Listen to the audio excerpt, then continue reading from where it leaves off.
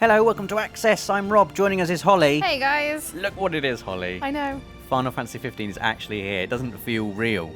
Oh my god, I know. I've 10 years, Rob. I know, and we're going to have a bunch of videos coming up about it, naturally. The first of which is a video we're making in response to all the questions we always get on Twitter and social media, and it is 5 things you should know about Final Fantasy 15 if this is your first Final Fantasy. Yeah, we get asked all the time. This is going to be my first one. What do I need to know? Can I play them all? And your first bit answers that, really, doesn't it? Yeah, I mean, this is the first point we're going to make is this is a self-contained story. Yes. Like all main entry single-player Final Fantasies, this is a self-contained story. You do not have to have played any other Final Fantasy game to understand the story of Final Fantasy 15. Yeah. It's its own world. It has its own characters, not linked to any other entry in the series. Yeah. You can play it, and we're having a brief look at some of the characters here. This is Noctis with the dark hair. Yep. Prompto with the blonde hair. He's Am I getting this right? You are. You've basically gone on blackout, haven't you? Yeah. I've been the one that's been sacrificed. I'm starting the game tonight, and you've already played a fair bit of it. Yes. Gladiolus. Yes. Gladiolus, but everyone just calls him Gladio. And he's Noctis's bodyguard. Yes. And our last character, well, we're just seeing more of Gladiolus kicking some ass. He's Beefcake. And Ignis. My is the favourite. final character. He's my favourite. And so the story of 15 is you are on a road trip with these 4 guys. Yep. Claiming back your throne, your stolen throne, because Noctis is the prince of this kingdom. So that's a very brief overview of the story of Final Fantasy 15. But as we said, it's a self-contained story. You do not need to know anything about any other Final Fantasy game to enjoy Final Fantasy 15. Yeah. Despite the fact that there are things in 15, obviously, that long-time fans of the series will appreciate. Yeah, so don't worry if it's your first time. You can pick this up, you can enjoy it, and join the Final Fantasy fans. Our second point, Holly, is about the combat, because quite often, many people, like Dave and Nathan, actually, when I always try and get Dave to play Final Fantasy 7, it's like, I can't. Why is it? I don't understand the combat. It's turn by blah, blah, blah. Combat in Final Fantasy 15 is real-time. Properly real-time for the first time in the series. 14. 14, yeah, but it's still no, very much linked to a turn-based system in 14. For the first time ever, the single-player story Final Fantasy games are now completely action. We've had elements before, like in Final Fantasy 12, it was very almost like an MMO in Final Fantasy 12. It very really similar was. to 14's combat, where you're fighting sort of in real time, but there's still quite a lot of turn-based elements to it. Whereas this is just completely real time now. Yeah, and this is actually me playing. So this is preview code. It's not the final game. Yes. But this is actually me playing now, and this is me trying to make things look cool. I sent Rob loads of caption. I'm just like, here's a cool bit, Rob. Put the cool bit in. You did lots of cool bits. I mean, the good thing about Final Fantasy 15's combat is that all the time there are cool bits. Oh, yeah. I mean, this is the first time... Boosh, Link Strike. The first time Final Fantasy fans are going to have their dexterity really tested, like timing a parry just right to block an attack. That's something Final Fantasy fans have not had to do before. Nope. And if you are a long-time fan of the series and are worried that this has gone kind of too hack and slashy, I don't think you need to be worried either, because there are, despite it being real time, it's still very tactical. It still feels like an RPG combat system, would you say? Yeah, I promise you, if you think this is just going to be hold down the attack button and you'll survive, you're really wrong. It really does have a lot to think about. In fact, I think me and you might do a whole video just on combat so that we can really get into it. So if you want to know a bit more about the combat, check out another video. It'll be coming up soon, because we go in properly in depth. Yeah, because it's one of the biggest shake-ups in Final Fantasy 15 in terms of combat. And here we're seeing a little bit of magic. Oh man, I love the magic in this game. Now, the best part is if you let off a thunder and you let it off too close to the guys, they end up on the floor twitching because you've paralyzed them and you've just got prompted to be like... It's more realistic that way, isn't it? Quite often you'd summon like a massive spell that would destroy the battlefield, and all your guys would just be standing there like nothing had happened. But this time, if you throw an ice spell, everyone is getting ice. They get a bit frosty. And yeah, if they get too close to the fire or thunder spells, they come out covered in soot as well, which is really, really cute. Would you liken the combat to any other game you've played? I mean, from looking at it here, is a comparison to Kingdom Hearts? Could you make that comparison? You know or what? Does it still feel different to that? If you're a Final Fantasy fan and you've played Kingdom Hearts, you'll feel comfortable saying Kingdom Hearts. I've said it in the past, Kingdom Hearts, but very, very mature. In the sense that it's got a lot more weight behind it. Yeah. Not that Kingdom Hearts battle system isn't wonderful, it's super fun, but I found this to be that next level. I can't wait to get into it. Look, there he is all soot up. Yeah, he's on fire. Shouldn't have used that fire spell. Sorry. Point number 3, it's open world. Again, this is a really new thing for Final Fantasy. We've had world maps before, which are like mini-map sized, not to scale things you can travel across. But this time, look at it. You've done a really good job of this shot here. What you didn't see is I captured this and I sent all the capture back to Rob, who's done the edit. And on the little list, it just said, E3 style panoramic, V pretty. Yeah, V pretty. VV pretty.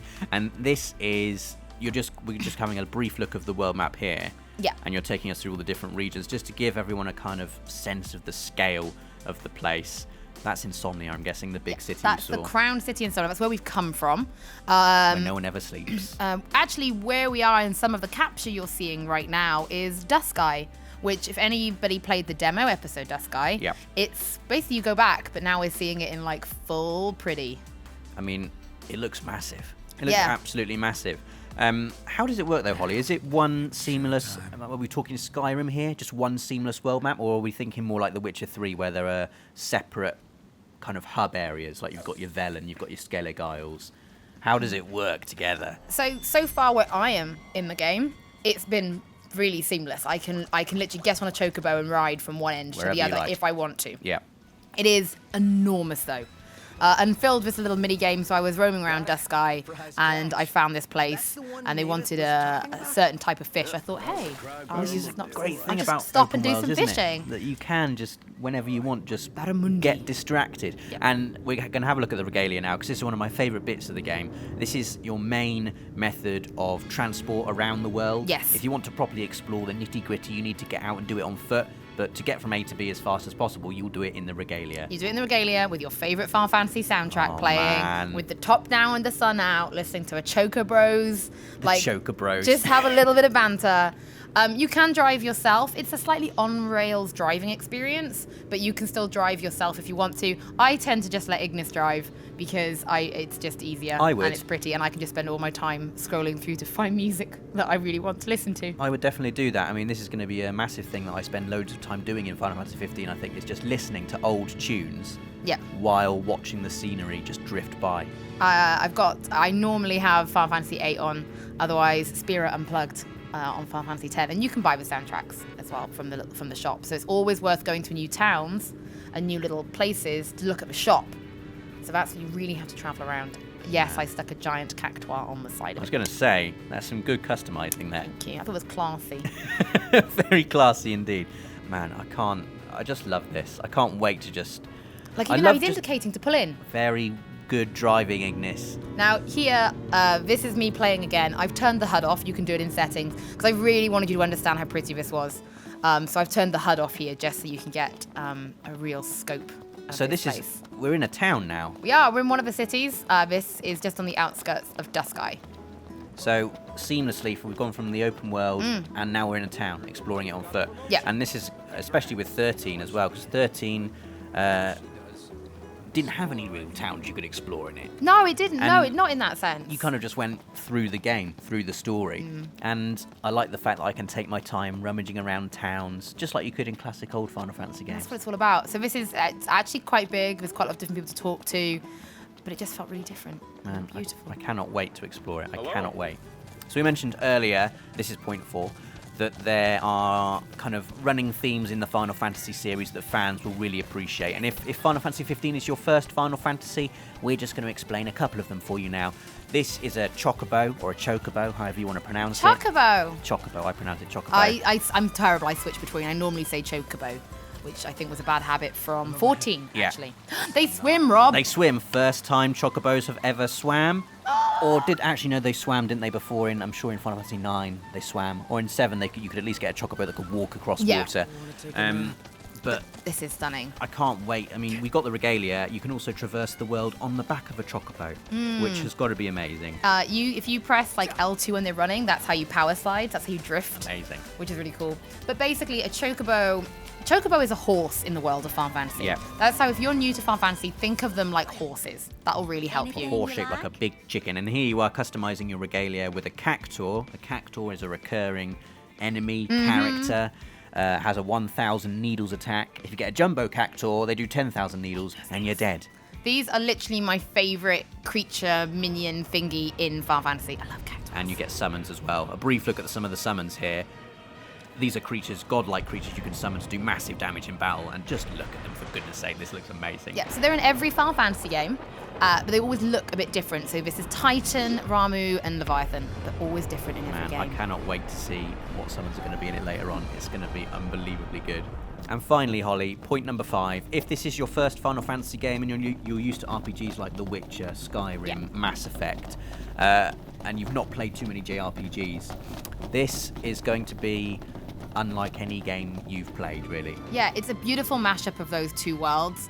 This, for me, is one of the greatest examples of JRPGs and then action or Western RPGs like The Witcher coming together to create something that feels like Final Fantasy.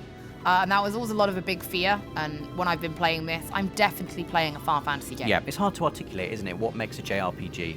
And for fans of JRPGs, it's often the story, that sense you're on an adventure with a band of characters you really care about.